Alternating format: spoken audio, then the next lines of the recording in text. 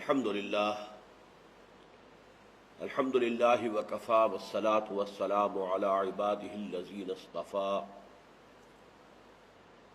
خصوصا علی افضلهم وخاتم النبیین محمد الامین وعلی آلہ وصحبہ اجمعین اما بعد فقد قال اللہ تبارک وتعالی کما ورد فی سورة الحدید اعوذ باللہ من الشیطان الرجیم بسم اللہ الرحمن الرحیم ما اصاب من مصیبت فی الارض ولا فی انفسکم الا فی کتاب من قبل ان نبرأها ان ذلک علی اللہ یسیر لِكَيْ لَا تَأْسَوْا عَلَى مَا فَاتَكُمْ وَلَا تَفْرَحُوا بِمَا آتَاكُمْ وَاللَّهُ لَا يُحِبُّ كُلَّ مُخْتَالٍ فَخُورٍ الَّذِينَ يَبْخَلُونَ وَيَأْمُرُونَ النَّاسَ بِالْبُخْلِ وَمَنْ يَتَوَلَّ فَإِنَّ اللَّهَ هُوَ الْغَنِيُّ الْحَمِيدُ صدق اللہ العظیم رب اشرح لی صدری ویسر لی امری واحلل عقدۃ من لسانی یفقہوا قولی اللہم ربنا الہمنا رشدنا واعذنا من شرور انفسنا اللہم ارنا الحق حقا وارزقنا اتباعہ وارنا الباطل باطلا وارزقنا اجتنابہ اللہم وفقنا لما تحب وترضى آمین یا رب العالمین۔ سورہ حدید کا تیسرا رکوع کل 6 آیات پر مشتمل ہے۔ ان میں سے گزشتہ 2 نشستوں میں ہم نے پہلی 2 آیات کا مطالعہ مکمل کر لیا ہے۔ ان میں ایک طرف تو انسانی زندگی کے مختلف ادوار کا تذکرہ کیا گیا کہ یہ جو لائف سائیکل ہے اس میں جو دور آتے ہیں، بالکل بچپن میں لڑکپن ہے تو صرف کھیل کود، اس سے زیادہ کوئی فکر نہیں، کھانے پینے کا فکر والدین کریں، بچے کو تو کوئی فکر نہیں، بے فکرہ پن اور صرف کھیل۔ اس کے بعد ذرا وہ ایج آ جاتی ہے ٹین ایجر ایج کہ جس میں کچھ تلذذ جو ہے وہ بھی انسان شروع کر دیتا ہے۔ کھیل صرف معصوم کھیل نہیں رہتا بلکہ اس میں کچھ تلذذ آنکھوں کا، کانوں کا، جنسی۔ پھر تیسرا دور آتا ہے تفاخر، زینت، بناؤ سنوار۔ چوتھا پھر ہے تفاخر، نسل پر، دولت پر، اپنی حیثیت پر، اس میں مقابلہ کرنا۔ پھر آخری دور ہے کہ پھر تکاثر، کثرت کے ساتھ زیادہ سے زیادہ مال اور اولاد جو اکٹھی کر لینا۔ پھر اس کی تمثیل دی گئی کہ یہ لائف سائیکل جو ہے یہ تو 50 60 70 سال میں گزرتی ہے، ایک لائف سائیکل چند مہینوں میں تمہارے سامنے آتی ہے۔ بارش ہوتی ہے، بے آب و گیا زمین پڑی تھی، کوئی زندگی کے آثار نہیں تھے، اب وہاں سبزہ اگتا ہے، گھاس اگ رہی ہے، یا اگر کھیت ہے تو فصل اپج رہی ہے۔ پھر یہ سبزہ ہو، گھاس ہو یا فصل ہو، ثم یہیج، پھر وہ اپنی پوری شان پہ آتا ہے۔ آپ کو معلوم ہے کہ پہاڑ، بنجر پہاڑ بھی معلوم ہوتا ہے کہ انہوں نے سبز مخمل کا لبادہ اوڑھ لیا ہے۔ کھیت ہے تو اس کے اندر اب جو ہے فصل لہرا آ رہی ہے۔ اس کے بعد زردی پیدا ہو جاتی ہے، گھاس بھی زرد ہو جاتی ہے، فصل بھی زرد ہوتی ہے جب پکنے پر آتی ہے۔ پھر گھاس تو ویسے ہی وہاں پر یا جانوروں نے چر لی، اور یا پھر یہ ہے کہ وہ چرمر ہو کر، ریزہ ریزہ ہو کر ہوا میں بکھرتی ہے، اور اگلی سائیکل کے لیے گویا کہ وہ اس زمین کے لیے کھاد کا کام کرتی ہے۔ تو یہ ایک سائیکل ہے جو چند مہینوں کا تمہاری نگاہوں کے سامنے ہے۔ اسی طرح کا ایک بڑا سائیکل ہے بس، لیکن یہ کہ یہ جو پلانٹ لائف ہے اس کی سائیکل تو بس یہیں تک ہے۔ انسانی زندگی کا دور ایک اور آنے والا ہے، اور وہ بعث بعد الموت کا دور ہے، آخرت کا دور ہے۔ اس میں 2 میں سے ایک انجام سے انسان دوچار ہوگا، وفی الآخرۃ عذاب شدید ومغفرۃ من اللہ ورضوان۔ وَمَا الْحَيَاةُ الدُّنْيَا إِلَّا مَتَاعُ الْغُرُورِ، اور دنیا کی یہ زندگی تو سوائے دھوکے کے سامان کے اور کچھ نہیں۔ میں عرض کر چکا ہوں اگر یہ دنیا آپ کو آخرت سے غافل کر دے تو یہ سب سے بڑا دھوکہ ہے، سب سے بڑا دجل یہی ہے۔ یہی دنیا دجال ہے۔ یہ جتنی خوشنما ہوگی، جتنی اس کے اندر جو ہے حسن و خوبی پیدا ہوتی چلی جائے گی، اتنا ہی آخرت سے آدمی دور ہوتا چلا جائے گا۔ یہ دجالیت ہے۔ بہرحال اس کے بعد فرمایا کہ دیکھو اگر حقیقت منکشف ہو گئی کہ اصل زندگی آخرت کی زندگی ہے تو دوڑو اور ایک دوسرے سے آگے نکلنے کی کوشش کرو اپنے پروردگار کی مغفرت اور رحمت کے حصول کے لیے، اور اس جنت کو حاصل کرنے کے لیے جس کا پھیلاؤ آسمانوں اور زمین جتنا ہے۔ اور وہ جنت فضل ہے اللہ کا، جس کو بھی وہ چاہے گا عطا کرے گا۔ کوئی شخص بھی محض اپنے عمل سے پر بھروسہ نہ کرے کہ اس پر وہ جنت کا حقدار بن جائے گا۔ اس پر میں حضور کا قول بھی آپ کو سنا چکا ہوں۔ اب جو 3 آیات میں نے اب تلاوت کی ہیں، ان میں 2 نمایاں چیزیں اگر یہ حیات دنیاوی واقعتاً دھوکہ بن جائے، دجال بن جائے، آخرت سے آپ کو، اللہ سے، آخرت سے غافل کر دے، تو پھر 2 اس کے فینومینا جو ہے ان کو بیان کیا گیا۔ ایک شے یہ ہے کہ انسان پھر دنیاوی مصائب سے بہت متاثر ہوتا ہے، رنج، غم، یہاں تک کہ بعض فلسفیوں نے تو کہا ہے کہ زندگی نام ہی رنج و غم کا ہے۔ قید و حیات و بند و غم اصل میں دونوں ایک ہیں۔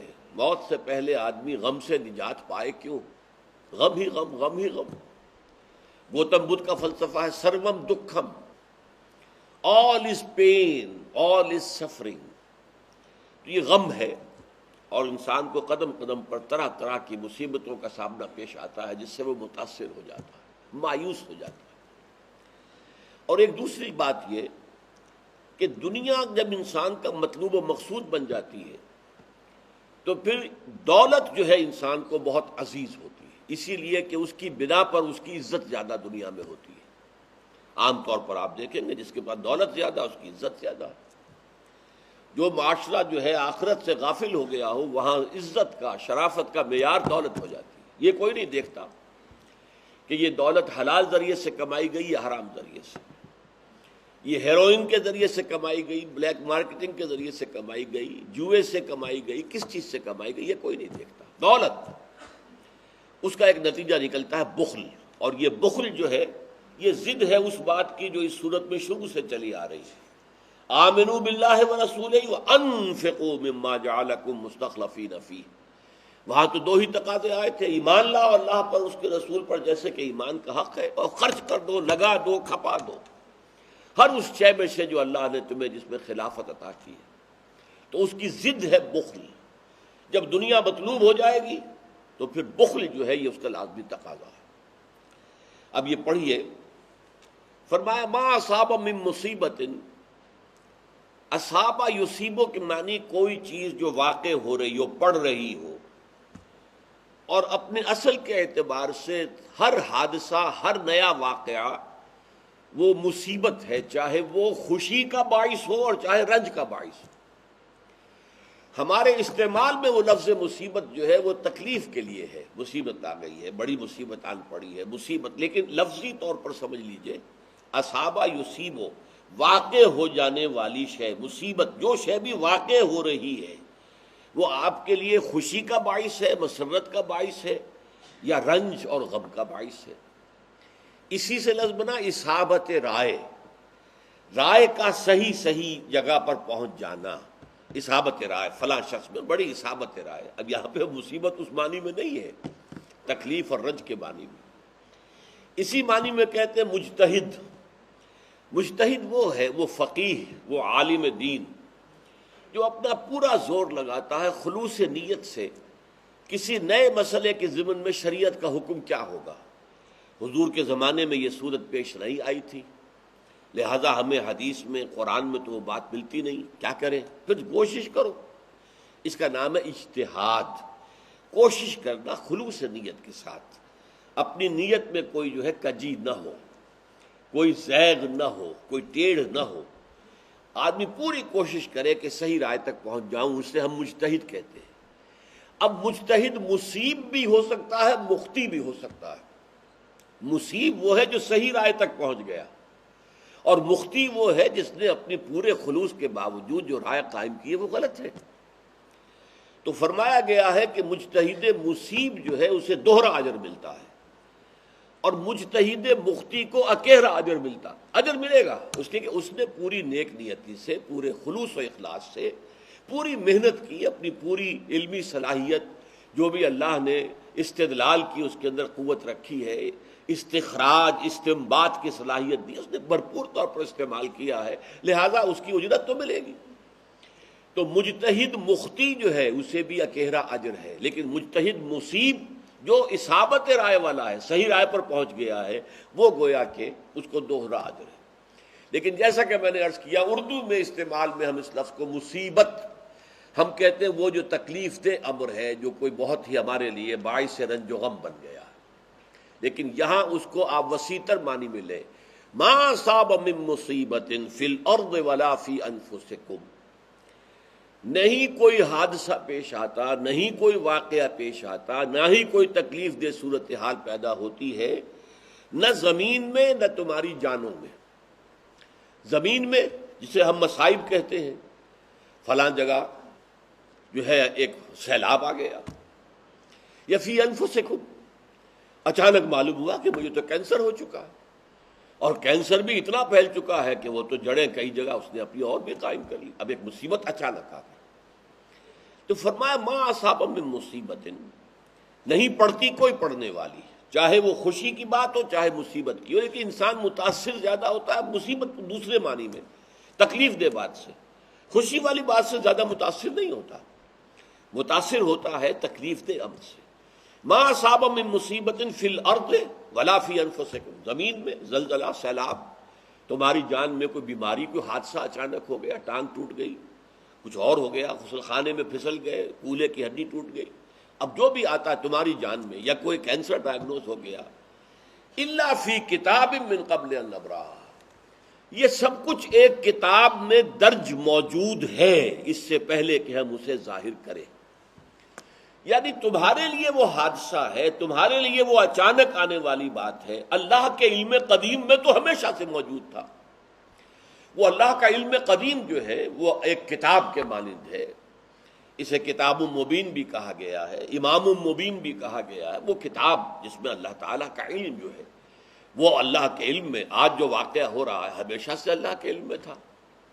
حادث جو ہے وہ تو ہمارے اعتبار سے کوئی بات ہے جو نئی ہو گئی ہے، اللہ تعالیٰ کے علم میں تھا۔ الا فی کتاب من قبل ان نبرأہ، برأ کے معنی ہے ظاہر ہونا، اور باری، الباری اللہ کا نام ہے، وہ اللہ الخالق البارئ المصور، یہ تین اسماء جو ہیں وہ آئے ہیں ایک آیت میں، آخری آیت جو ہے سورہ حشر کی۔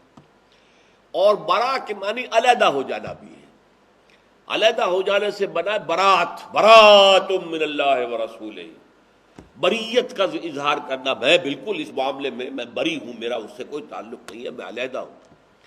تو اس سے پہلے کہ ہم اسے ظاہر کریں، دیکھیے اصل میں اللہ کے علم قدیم میں تو ہر شے ہمیشہ سے موجود ہے، یہ ہے جسے ہم کہتے ہیں وجود علمی، اللہ کے علم میں تو وجود تھا، میرا وجود تھا، میں اس دنیا میں تو میرا وجود آج سے 72 سال پہلے ہوا، یا اور 9 مہینے قبل والدہ کے پیٹ میں، بس یہ میرا برا ہے، برا میرا ظاہر ہونا ہے، اللہ کے علم میں تو میں ہمیشہ سے ہوں۔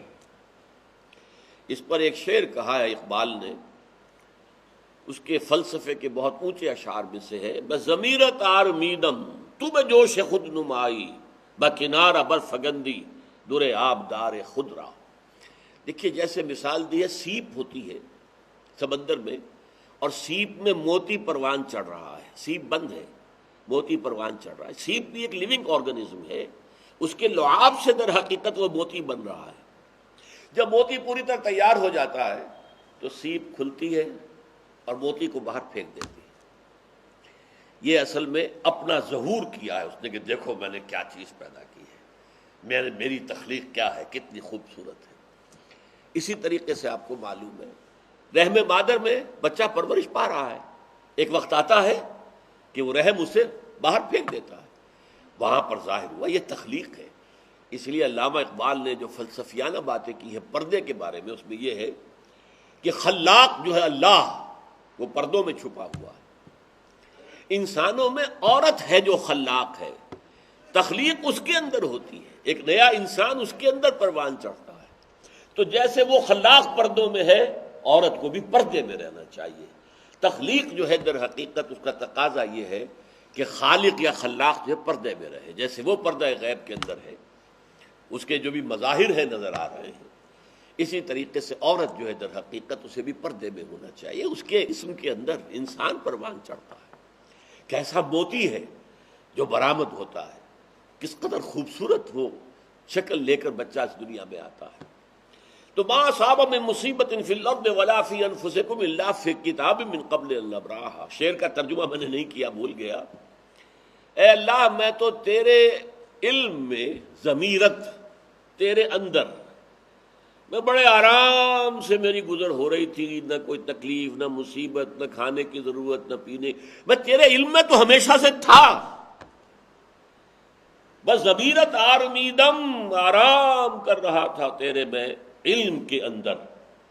تو بجوش خود نمائی، جیسے سیپ جو ہے کھلتی ہے اور موتی کو باہر پھینکتی ہے اپنے آپ کو ظاہر کرنے کے لیے، تو نے بھی اپنے آپ کو، اپنی قوت کو، اپنی خلاقیت کو، اپنی رحمت کو ظاہر کرنے کے لیے پیدا کیا نا۔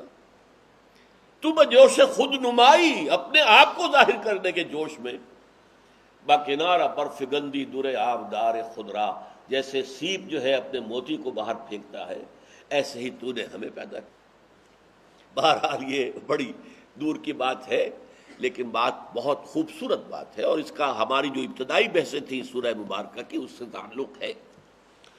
ما اصاب من مصیبت فی الارض ولا فی انفسکم الا فی کتاب من قبل ان نبرأها، اللہ کے علم میں ہمیشہ سے ہے۔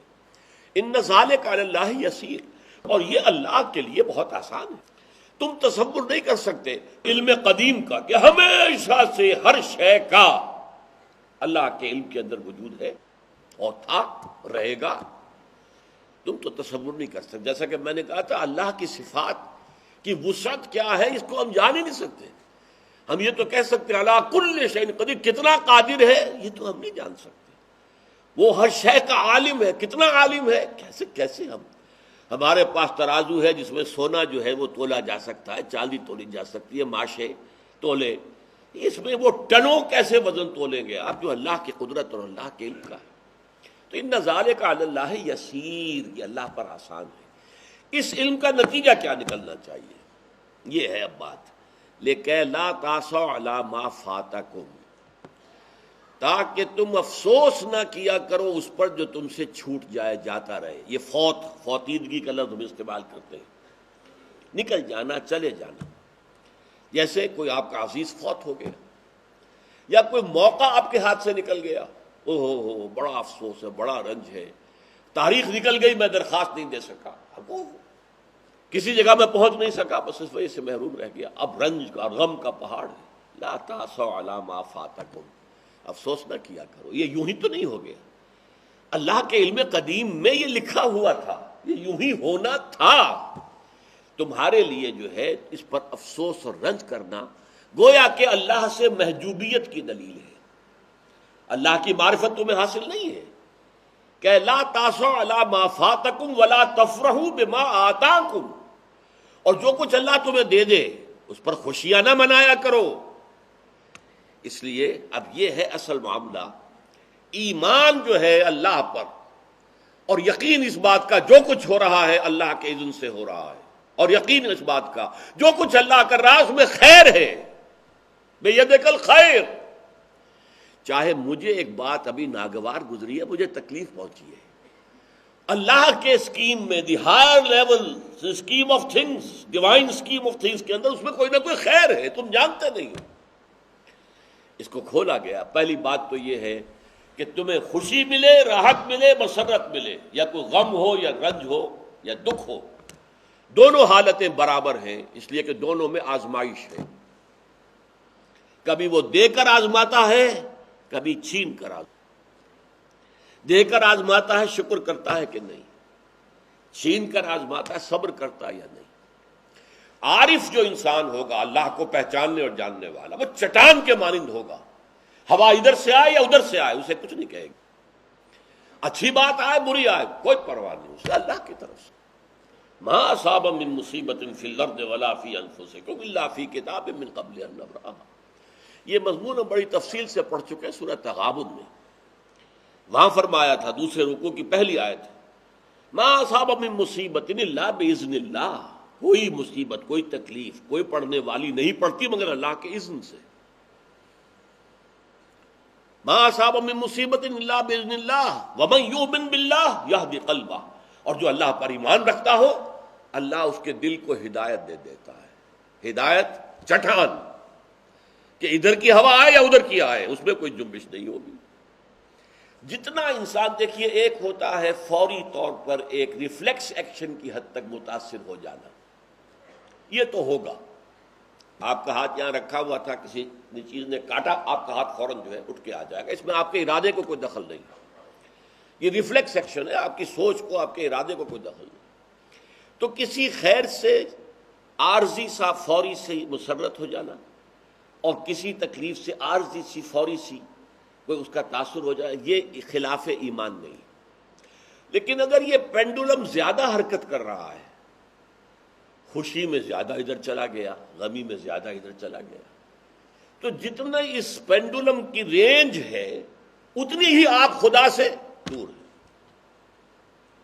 اصل تو وہ چٹان ہوگی کہ جو بالکل متاثر ہو، لیکن یہ کہ فوری سا تاثر یہ قابل معافی ہے، لیکن یہ زیادہ ادھر سے ادھر ادھر سے ادھر، خوشی ہو گئی تو اترا رہے ہیں، پھولے نہیں سما رہے، پاؤں زمین پر نہیں پڑ رہے ہیں، اور اگر غم آ گیا ہے تو بالکل مایوس ہو کر بیٹھ گئے ہیں جھاگ کی طرح، کمر ہمت ٹوٹ گئی ہے، واویلا ہے، شیون ہے، فریاد ہے، ہاں اے فلک پیر جواں تھا ابھی عارف، کیا تیرا بگڑتا جو نہ مرتا کوئی دن اور، یہ فلک ناہنجار، یہ فلک کج رفتار اس نے ہم پہ کیا کر دیا۔ یہ ساری باتیں جو ہے یہ اللہ سے محجوب ہونے کی علامت ہے۔ اب اس میں بھی درجے ہیں کئی۔ دیکھیے پہلی بات یہ ہے کہ خوشی والی بات ہو غم والی بات ہو دونوں برابر ہیں، کیونکہ یہ بھی آزمائش وہ بھی آزمائش۔ یہ بات سورۃ الفجر میں کہی گئی بہت خوبصورت انداز میں، اللہ تعالیٰ نے انسان کی تھڑ دلے پن کی شکایت کرتے ہوئے شکوہ کرتے ہوئے کہا فَأَمَّا الْإِنسَانُ إِذَا مَا ابْتَلَاهُ رَبُّهُ فَأَكْرَمَهُ وَنَعَمَهُ فَيَقُولُ رَبِّي أَكْرَمَنِ۔ اس انسان کا حال عجیب ہے جب اس کا رب اسے آزماتا ہے اور عزت دیتا ہے نعمتیں دیتا ہے تو کہتا میرے رب نے مجھے بڑی عزت دے دی۔ وَأَمَّا إِذَا مَا ابْتَلَاهُ فَقَدَرَ عَلَيْهِ رِزْقَهُ، اور جب اللہ آزماتا ہے اسے اور اس کی روزی تنگ کر دیتا ہے فَيَقُولُ رَبِّي أَهَانَنِ، یہ کہتا ہے رب نے مجھے ذلیل کر دیا۔ کلا، ہرگز نہیں۔ اب یہاں دیکھیے سوچئے اس نے کیا غلط بات کہی، عزت دی تو اللہ نے دی اور ذلت آئی تو اللہ کی طرف منسوب کر رہا، اس نے کسی بت کسی دیوی کسی دیوتا کا ذکر تو نہیں کیا نا، وہ مشرک تو نہیں ہے، پھر کیوں اس میں تنقید کیوں ہو رہی ہے؟ فَأَمَّا الْإِنسَانُ إِذَا مَا ابْتَلَاهُ رَبُّهُ فَأَكْرَمَهُ وَنَعَمَهُ فَيَقُولُ رَبِّي أَكْرَمَنِ وَأَمَّا إِذَا مَا ابْتَلَاهُ فَقَدَرَ عَلَيْهِ رِزْقَهُ فَيَقُولُ رَبِّي أَهَانَنِ کلا نہیں۔ کیا مطلب؟ یہ دونوں ابتلاءات ہیں، وہ بھی ابتلا ہے یہ بھی ابتلا ہے، وہ چھین کر بھی آزما رہا ہے دے کر بھی آزما رہا ہے، یہ تو آزمائش ہے، دونوں برابر ہیں۔ لیکن اس سے اگلا مرحلہ اور ہے۔ عام طور پر ہم یہ سمجھتے ہیں کہ تکلیف والی آزمائش سخت ہے اور خوشی اور مسرت اور نعمتوں والی آزمائش جو ہے یہ ہلکی آزمائش ہے، آسان ہے۔ معاملہ اس کے برعکس ہے۔ تکلیف میں ہوں گے اللہ کو یاد کریں گے، پکاریں گے، دعائیں کریں گے، اور اگر نعمتیں ہوں گی غافل ہو جائیں گے، بھول جائیں گے۔ کون سا امتحان زیادہ سخت ہوا نتیجے کے اعتبار سے؟ تکلیف والا امتحان زیادہ سخت نہیں ہے۔ مسرت، کثرت ہر شے کی، یہ چیز زیادہ نقصان دہ ہے، زیادہ بڑا امتحان ہے۔ اس لیے خلق قرآن کے مسئلے پر جب وہ مار ماری گئی تھی امام احمد ابن حنبل رحمۃ اللہ علیہ کو، کہ جس کے بارے میں کہا جاتا ہے کہ اگر وہ مار کسی ہاتھی کو ماری جاتی تو وہ بھی چیخ اٹھتی، اس وقت ان کی آنکھوں میں کبھی آنسو نہیں آئے۔ پھر جب حکومت بدل گئی اور اب دارالخلافہ جو ہے اس میں وہ شخص متمکن ہے کہ جس کا نظریہ وہ خلق قرآن والا نہیں ہے، اب خلیفہ ایک آدمی کو بھیجتا ہے اشرفیوں کی تھیلی دے کر، یہ ہدیہ ہے، یہ نذرانہ ہے، جا کر احمد ابن حنبل کو دے آؤ۔ جب اس نے آ کے پیش کیا، رو پڑے، اے اللہ میں اس آزمائش کے قابل نہیں، یہ آزمائش سخت ہے، کہیں سے انعام پا کر حکومت سے پھر حق پر قائم رہنا مشکل ہو جائے گا۔ یہ ہے وہ صورتحال۔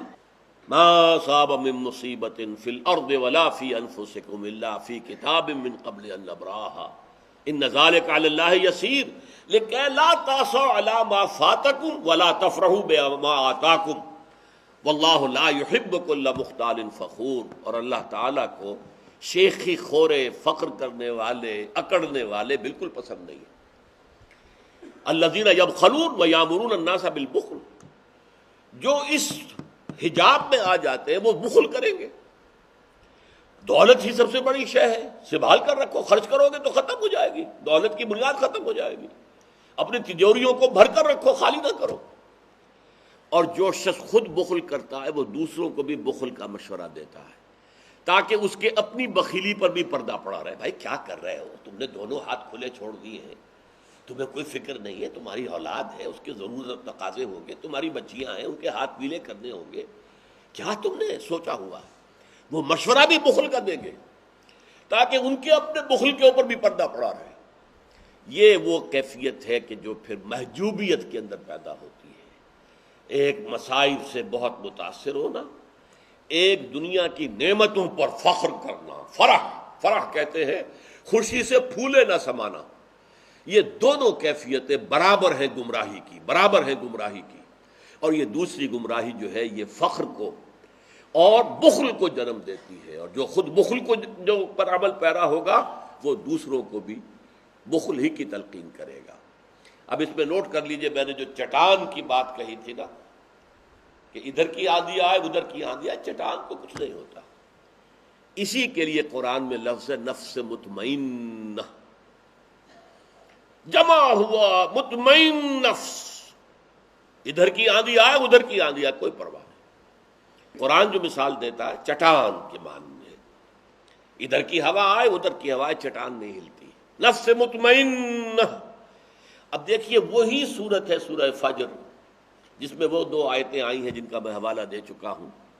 فَأَمَّا الْإِنسَانُ، اور عین وسط میں ہیں یہ دونوں آیتیں۔ باقی صورت پوری چھوٹی چھوٹی آیتوں پر مشتمل ہے، اس کے پہلی آیتیں بھی چھوٹی چھوٹی ہیں، بعد والی بھی چھوٹی چھوٹی ہیں، درمیان میں یہ دو آیتیں بڑی ہیں۔ فَأَمَّا الْإِنسَانُ إِذَا مَا ابْتَلَاهُ رَبُّهُ فَأَكْرَمَهُ وَنَعَّمَهُ فَيَقُولُ رَبِّي أَكْرَمَنِ وَأَمَّا إِذَا مَا ابْتَلَاهُ فَقَدَرَ عَلَيْهِ رِزْقَهُ فَيَقُولُ رَبِّي أَهَانَنِ كَلَّا۔